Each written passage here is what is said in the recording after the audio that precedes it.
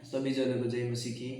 मेरा नाम सुन मगर आज मैं आप लोग के बीच में भजन संगीता 51 लेकर आया हूँ, जो वहाँ से आज हम लोग कुछ कुछ बातें सीखेंगे और स्पेशली ये यूथ पीपल लोग के लिए, यंग और जवान लोगों के लिए ये बातें हमारे जीवन में महत्वपूर्ण है।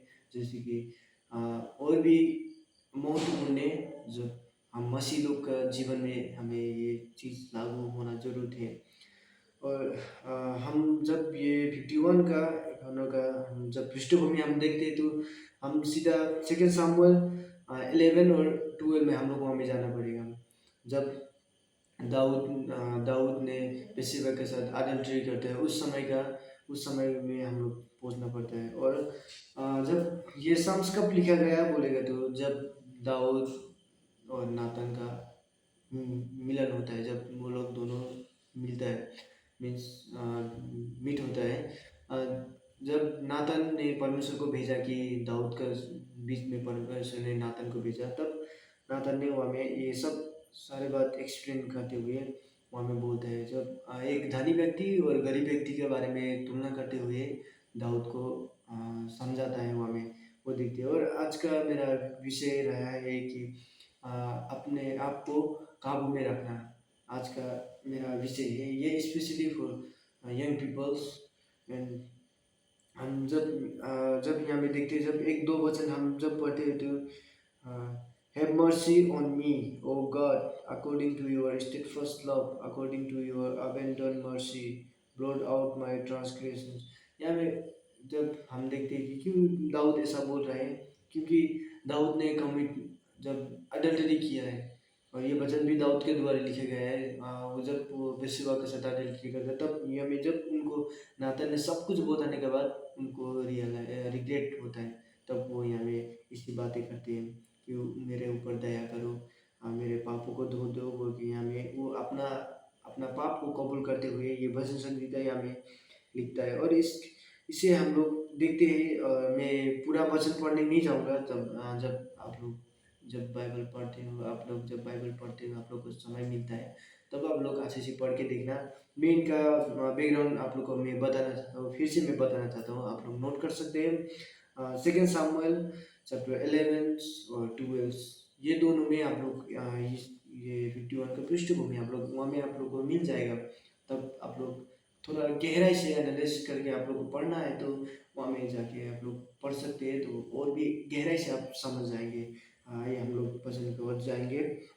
हम और सेकंड में देखते हैं और थर्ड में देखते हैं, या में सब में वो सिर्फ अपना पापों को कबूल करता है। परमेश्वर के आगे में वो अपने पापों को कबूल करता है।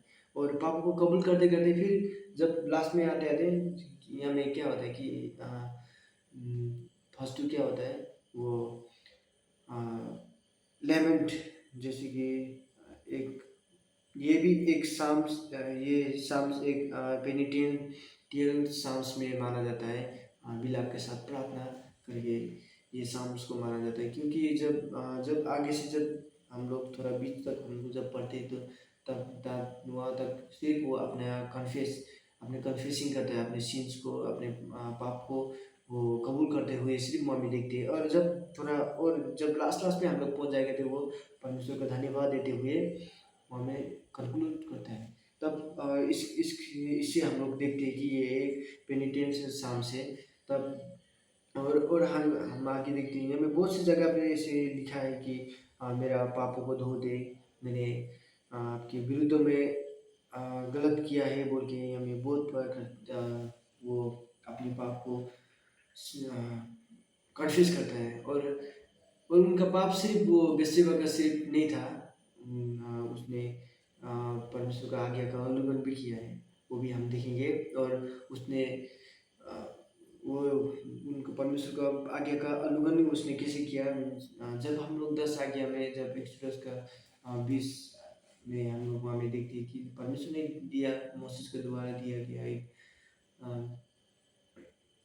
10 आज्ञा था। वो 10 आज्ञा में वहाँ में लिखा था कि दूसरे का बीवी को मत छेड़ना, वहाँ में मत लाना। लेकिन यहाँ में दाऊद क्या करता है, परमेश्वर का आज्ञा को उल्लंघन करता है। यहाँ में उसने जो उरिया का बीवी को उसने लेके आता है और अपने बीवी बनाता है। इसके कारण से वो हमें परमेश्वर का आज्ञा का उल्लंघन वो हमें होता है। और दूसरे बात वहीं में लिखा है कि अडल्टरी मत करना, वो हमें उसने अडल्टरी किया। ये चीज़ आज हम देखेंगे। और हम बताए तो ये पाप वाली चीज़ न ये शुरू से लेकर होते आया है, जो आदम और हवा के वहाँ से लेकर आया है। और आज प्रेजेंट कॉन्टेक्स्ट में भी देखिए तो आज भी कोई मनुष्य धर्मी नहीं है, कोई मनुष्य भी धर्मी नहीं है। और हम जब रोमियो का 3 का 23 में वहाँ में फी पॉल ने मेंशन करता है कि कोई मनुष्य कोई भी धर्मी नहीं है, कोई भी राइचियस पर्सन नहीं है, सभी के सभी पापी है। जो यीशु मसीह को छोड़कर सभी पापी है, क्योंकि एक यीशु मसीह था जो धार्मिकता में जिया था। कोई भी ऐसा नहीं था कि जो धर्मी होके जिया है। इसलिए यीशु मसीह सिर्फ एक जो है धार्मिकता में जिया है। और भी देखते हैं तो जॉब का बारे में, आयु का बारे में भी हमें देखते हैं, वो भी धार्मिकता में जिया है। लेकिन जैसे परमेश्वर यीशु मसीह जिए वो से नहीं जिया, तो इसलिए हमें तुलना कर यहाँ में बोलता है कि कोई मनुष्य ये पृथ्वी में धर्मी नहीं है बोल के ये बोलते हैं। और ये पाप शुरू से लेकर होते आ रहा है, आदम हवा से लेकर होते आ रहा है। मनुष्य जो पाप में गिरे तो पाप से पाप होते ही आ रहा है तब दुनिया में। और आज भी आज का प्रेजेंट कॉन्टेक्स्ट में भी देखेंगे, आज भी कोई भी धर्मी व्यक्ति नहीं है, चाहे वो जितना भी पवित्र पवित्र बनने की कोशिश करे, जितना भी करे, जितना भी बाइबल पढ़े। मनुष्य बाइबल पढ़ते वो आ, पवित्र नहीं बनता है। परमेश्वर के वचन को आज्ञा को पालन करते हुए वो जो और बताया जाए तो मनुष्य जितना भी कोशिश करे वो धर्मी बन ही नहीं सकते, क्योंकि इतना कठिन है अभी का समय में, अभी के जनरेशन में। और आगे हम देखेंगे तो रोमे का इनाम में वही लिखा है कि 3 वर्ष 23 में भी ये लिखा है कि कोई मनुष्य धर्मी नहीं है। और आगे जब हम देखेंगे तो यहाँ से हम लोग बहुत सी चीज़ें सीखने को मिलती है ये वचन से। क्योंकि और जब जैसे कि दाऊद पाप में गिरा, वैसी वैसा सिचुएशन हम दूसरे एक व्यक्ति के बारे में भी देखते हैं, जोसेफ के बारे में।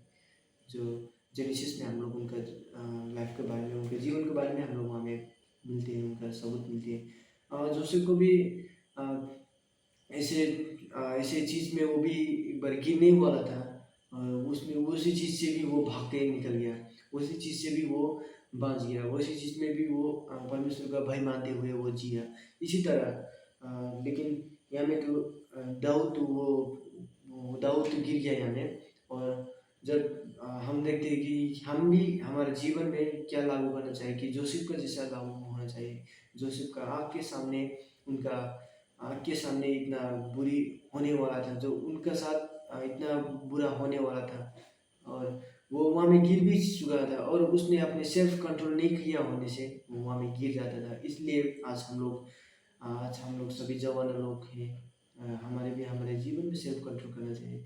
अभी के समय में ऐसी सिचुएशन ये एक कॉमन हो चुका है। अभी का प्रेजेंट कॉन्टेक्स्ट में ये एक चीज़ कॉमन हो चुका है, किसी को भी ये ऐसा चांस वगैरह मिलती है।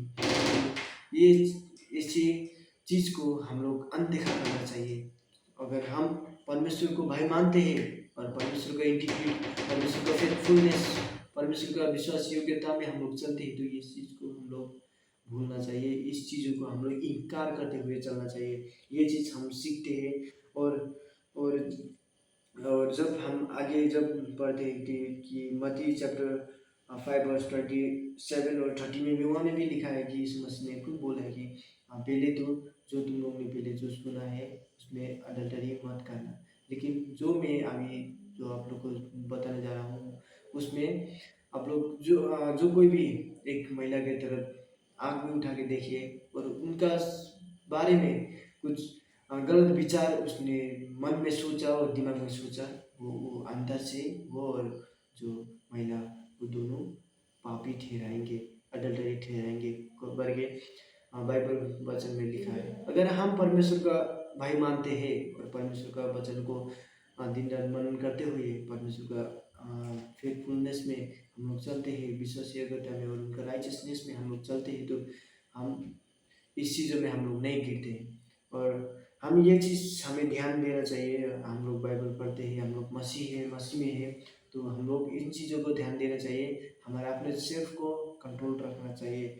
और जब हम लोग ये सब जीवन को ये सब चीज़ों को हमारे जीवन में अप्लाई करते हैं, तो हमें ये चीज़ मिलता है कि जब हम भी बहुत सी चीज़ों में हम भी पाप में गिर चुके और गिर के ही आगे अभी आए हैं। तो बहुत से लोग ऐसे पाप में गिर के आए होते हैं जो परमेश्वर का शरण लेकर आते होते हैं। तो ऐसे लोग जो अपने जीवन में जो एक्सपीरियंस हो चुका है, तो वैसे लोग के लिए मैं एक बात बताना चाहता हूँ। यहाँ में जब 13 वर्ष में यहाँ में लिखा गया है कि then I will teach transgressors your ways, then sinners will return to you. यहाँ में बताता है कि मैं जो दुष्ट और जो पापी लोग को आपका बारे में आपका जो ये लोग का बारे में मैं बताऊंगा, तब वो लोग वापस आएंगे। हाँ, ये सत्य है। और हमें जब हमारे जीवन में एक्सपीरियंस हो चुका है और हमने ये चीज़ भोग चुका है और परमेश्वर का शरण में हम लोग फिर से वापस आए हैं, परमेश्वर ने हमें क्षमा किए है, तो हम भी हमारे जीवन के द्वारा एक विटनेस बनते हुए हम दूसरों को भी हम ये चीज़ सिखाना चाहिए। जो जवान लोग हैं जो पाप में गिरते जा रहे हैं, उन सभी को हम लोग ये चीज़ बताना ज़रूरत है। क्योंकि अ, हमें ये बताना ज़रूरत भी है, क्योंकि वचन में भी बहुत सी जगह पे लिखी है कि हमें वचन को शेयर करना है। तब जब ये हमें दिखते है कि ये चीज़ हमें दूसरों को बताना चाहिए, दूसरों को शेयर करना चाहिए, ताकि वो भी अपने पाप से हो पाप को छोड़ते हुए परमेश्वर की ओर आए। तब ये वचन हमें भी दूसरों को सिखाना चाहिए। ये हम सीखते हैं। और अ, मैं आप लोगों को बताना चाहता हूँ, हमारे जीवन में सेल्फ कंट्रोल होना सबसे बड़ा महत्वपूर्ण है। ये चीज़ हमारे जीवन में बहुत से अ, चीज़ से हमें बचाती है, जैसे कि जोसेफ की तरह। इसीलिए हमें इसी तरह हमें भी अ, अपने सेल्फ को कंट्रोल करना चाहिए। हमें ऐसे चांसेस, ऐसी चीज़ें, बहुत सी चीज़ हमें मिलती है, ऐसी चीज़ हमें देखने को मिलती है। उस चीज़ों में हमें गिरना नहीं है, ताकि हमें उस चीज़ों से हमें साइड होते हुए डिपार्चर होते हुए हम लोग वहाँ से निकलना ज़रूरत है। ये चीज़ हम सीखते हैं। और मैं आशा करता हूँ आप लोग को ये शॉर्ट वचनों के द्वारा आप लोग ने कुछ सीखा है। तो ये मैं आप लोगों को ये बताना चाहता हूँ, आप लोग युवा लोग ये वीडियो को देख रहे हैं, तो एक यंग एक यूथ पीपल लोग ये वीडियो को वॉच कर रहे हैं, तो मैं उन लोग को ये इंकरेज देना चाहता हूँ कि अगर आप लोग भी मसीह में हैं और मसीह में बने रहे हैं, तो परमेश्वर का भय मानना जरूरी है। यहाँ में भी जब दाऊद ने ये सब सुना, तो वो रिजेक्ट करते हुए परमेश्वर को भय मानते हुए हम परमेश्वर को शरण में आते हैं। क्योंकि उससे पहले वो एकदम बिंदास से जी रहा था, उसको कुछ पता ही नहीं है जैसे जी रहा था। जब नातन आया, तब वो अचानक से वो भयभीत होने लग गया। और एक बात है, यहाँ पे एक बात ऐसी चीज़ें सीखने मिलती है, जब परमेश्वर की इच्छा के अनुसार नहीं हो, तो हम कहीं भी सक्सेस नहीं होंगे। इसीलिए प्रार्थना और विश्वास ये हमारे जीवन में ज़रूरत है। जैसे कि दाऊद के बारे में देखेंगे। जब दाऊद का वो फर्स्ट बच्चा था, जो बेतशेबा के साइड से हुआ था, वो बच्चा क्या हुआ, मर गया, क्योंकि वो परमेश्वर का जो इच्छा के अनुसार नहीं था। और जो बाद में जो सोलेमन आया, सोलेमन भी वो बेतशेबा के द्वार से आया है, बेतशेबा के साथ से आया है, क्योंकि वो तो परमेश्वर का इच्छा था। इसी तरह हम भी यहाँ लिखते हैं कि अगर परमेश्वर की इच्छा नहीं हो, तो हम कहीं भी सक्सेस नहीं होंगे। इसलिए हमें जीवन में परमेश्वर का भय मानना जरूरी है। जैसे कि दाऊद ने भय मानते हुए, अचानक से जब ये बातें उनका कान में पड़ी, तो वो सीधा जाके वो वहाँ में, जब हम सामून में पढ़ते हैं, वो फास्टिंग बैठा बोलते हैं, हम लोग देखते हैं। तब यहाँ में वो अपने सिंस को कन्फेस करता है, परमेश्वर को बताते हैं, जल्दी जल्दी बताता है, क्योंकि वो परमेश्वर को भय मानने वाला एक व्यक्ति था। इसलिए हमें भी परमेश्वर को भय मानते हुए हमें चलना है। और परमेश्वर का आज्ञा जो लो है, कमांडमेंट्स है, उसे हमें हर एक समय हमें फॉलो करना है, उन्हें हमें कभी भी नहीं भूलना है। अगर हम उसमें भूले, तो सोचना कि हम दुनिया के लोग के बराबर होंगे। और दोनों नाव पे हमें पैर कभी भी नहीं रखना है। इन चीज़ों में हमें ध्यान देना जरूरत है। इसी तरह अगर आप भी किसी चीज़ में सक्सेस होना चाहते हो, तो उसमें परमेश्वर की इच्छा होना जरूरत है। यही नहीं कि मैं ये करूँगा, वो करूँगा, ये करूँगा, ऐसा करके इच्छा करके अपने अपना डिज़ायर पर चलने लगेंगे तो दाऊद की तरह, जैसे दाऊद ने अपने पहले बेटा खोया, उसी तरह हमें भी बहुत सी चीज़ें खोना पड़ेगा। इसलिए पहले ही अलर्ट बैठना हमें महत्वपूर्ण है। इन चीज़ें जो हमें सीखने मिलती है, परमेश्वर का आज्ञा को परमेश्वर का आज्ञा को रखते हुए, मानते हुए, ओबे करते हुए हमें चलना है और हमारे जीवन में सेल्फ कंट्रोल होना है। और अ, यही चीज़ हमें मिलती है। और हमें पाप से बहुत दूर, पाप से बहुत फार हमें रहना है। हमें जितना हो सके हमें राइचसनेस का थ्रू में जीना है, जैसे कि हम समाज लोग के समाज लोग के आँख के आगे भी हमें अच्छी होके जीना है, ना कि बुरे।